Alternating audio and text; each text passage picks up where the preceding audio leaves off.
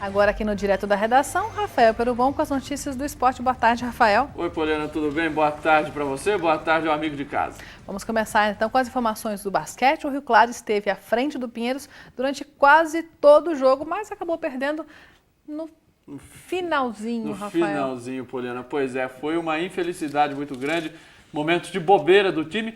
Justamente isso que a gente já alertava na semana passada, depois do jogo contra o Paulistano, porque era o grande ponto que o técnico Marcelo Tamião dizia que precisava ser trabalhado e corrigido na equipe do Rio Claro Basquete. Ele falou isso pra gente após o primeiro jogo. E no primeiro tempo da partida de ontem contra o Pinheiros, houve aí um trabalho muito forte da equipe de Rio Claro, vários arremessos de 3 foram convertidos e o time foi para o intervalo vencendo por 48-39. Mas na volta o Pinheiros adotou outro estilo de jogo, aproveitou os erros de Rio Claro e a diferença foi diminuindo, as equipes passaram a se alternar à frente do marcador e o Pinheiros acabou vencendo por 97-94, quase um placar centenário, mas 3 pontos de diferença apenas do Pinheiros sobre o Rio Claro. Foi um jogo de alto nível, o placar mostra isso, muitos pontos, e o Rio Claro agora com uma vitória e uma derrota. O time da cidade volta a jogar nesta quinta-feira às 8 da noite no Felipe Caram contra o São José, mais uma pedreira. Lembrando que os ingressos custam R$10, é preço único. Nesse campeonato não tem jogo fácil, né, Rafael? Não tem jogo fácil, principalmente quando você está com a partida aí na mão, você está com a vitória ali no jeito, né? Aí você... Inclusive, nós não trouxemos as imagens hoje para você de casa, porque o Tamião estava usando, né? Exato. Esse DVD já que cedo. É da equipe, né?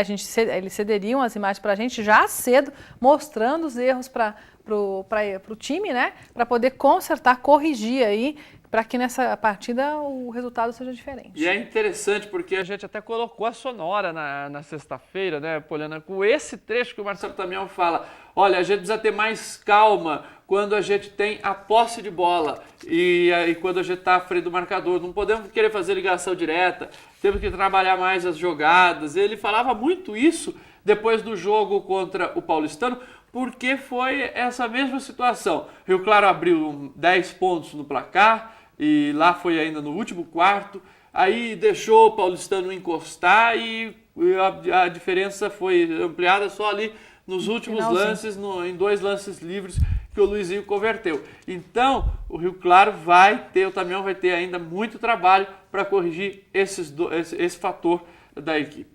Bom, vamos falar de vôlei. As garotas do SESI São Paulo estiveram em Rio Claro para jogar, mas não foi só isso não, né, Rafael? Não, Poliana, olha só que legal. Elas tinham um jogo contra Rio Claro pelo Paulista no sábado à tarde, mas chegaram aqui na sexta-feira e tiveram uma ampla programação na cidade.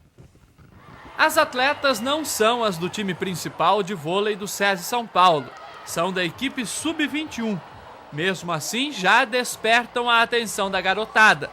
Como sábado jogaram em Rio Claro, elas aproveitaram para desenvolver o programa Pedagogia do Exemplo, com alunos do SESI local. A ideia é disseminar os valores do esporte, inspirar, mostrar a importância que um atleta tem não só jogando, mas também inspirando as crianças e os alunos praticantes de qualquer modalidade esportiva. No caso, agora, hoje, por exemplo, foi o voleibol. Cerca de 200 crianças participaram das clínicas ministradas no ginásio do SESI pelas próprias atletas. Uma das funções importantes destes eventos é despertar nos alunos o interesse pelo esporte. Conseguimos atender os nossos objetivos aí, a criançada participou bastante da atividade, está todo mundo bem alegre aí, esse é o objetivo, divulgar o valor do esporte e divulgar a modalidade aí, o voleibol. Thaís começou assim,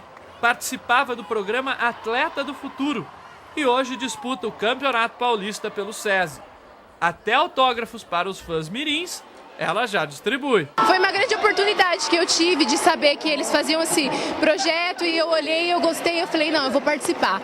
E eles foram apostando na gente, foram falando, não, vamos ver. E aí, tipo, fui subindo de categoria até na hora que eu cheguei no juvenil na Leopoldina. E eu sou muito grata a eles por ter me incentivado bastante. Além de conhecer pessoalmente as atletas, 12 alunas do SESI de Rio Claro foram contempladas e vão acompanhar como é a rotina de uma equipe profissional de vôlei momentos antes de uma partida oficial. Beatriz é uma das sorteadas e vai até dormir no alojamento das jogadoras. Para mim foi um momento único, porque tipo, não é toda vez que a gente tem essa oportunidade. E dentre tantas meninas que participaram, eu consegui. E daí eu adorei. Pois é, e como é que foi a partida sábado, Rafael? Olha, Poliana, o time de Rio Claro, o Velo Inspira Vôlei, conseguiu a vitória, viu? Um jogo apertado, jogo no mini ginásio Mané Bortolotti, e teve muita emoção. O Rio Claro venceu por 3-2, com parciais de 25-16, 24-26, 18-25, 25-17 e 15-10 no tie-break. Já o time masculino de Rio Claro estreou com derrota no Campeonato Paulista da Divisão Especial, que é a divisão de acesso do vôlei aqui no estado de São Paulo. O time de Rio Claro perdeu por 3-0, com parciais de 25-17, 25-19 e 25-22 para São José dos Campos. Bom, agora vamos falar de futebol. O time sub-20 do Rio Claro conseguiu passar aí pelo lanterna do grupo. Isso mesmo, Poliana. Conseguiu, retornando ao Chimitão depois de um longo período sem jogar em seu estádio. O Azulão bateu a Matonense, lanterna do grupo, por 2-0 sábado à tarde. Foi um gol em cada tempo, ambos anotados por Jefferson Catanduva, atacante do time. O Rio Claro volta a jogar em casa nesta quarta-feira, tem rodada agora no meio da semana, às 3 da tarde contra o Batatais. Bom, Rafael, a gente tinha preparado um VT para falar do Brasileirão, nós temos mais tempo, mas dá para comentar um pouquinho com relação aos resultados. Não foi uma rodada muito boa, não? Olha, depende o ponto de vista, né? Depende do ponto de vista. Por exemplo, o Corinthians está muito contente, os corintianos aí com essa vitória por 1-0 contra a equipe do Santos da Vila Belmiro, né? O clássico, que era o momento mais aguardado aí desse Brasileirão. E o Corinthians, olha, com esse resultado foi para 27 pontos. O time de Parque São Jorge está em terceiro lugar, agora a 3 pontos do líder Cruzeiro, né? A estreia do Robinho, muita coisa aí marcando, mas o Timão acabou conseguindo a vitória. Nós tivemos também a vitória do São Paulo por 3-1 contra o Vitória, né? Falando dos times paulistas, o São Paulo jogou no Morumbi, 2 gols do Alexandre Pato, um resultado importante, porque o São Paulo, nos últimos 9 pontos disputados, havia conquistado apenas 1, então para o São Paulo foi um resultado muito bom. O Palmeiras perdeu para o Atlético Mineiro, perdeu jogando lá em Belo Horizonte, situação preocupante do Palmeiras. O time está a 1 ponto da zona do rebaixamento. A gente já fazia esse alerta aqui, você se lembra, na semana passada, né? Então, o Palmeiras está a 1 ponto do Botafogo, que é o primeiro time ali na zona do rebaixamento. Portanto, um campeonato que vai pegando fogo. O líder Cruzeiro empatou fora de casa com o Criciúma, está com 30 pontos, e o Internacional bateu o Grêmio no Grenal e está apenas a 2 pontos do líder. Muito bem, não temos mais tempo, a gente volta amanhã.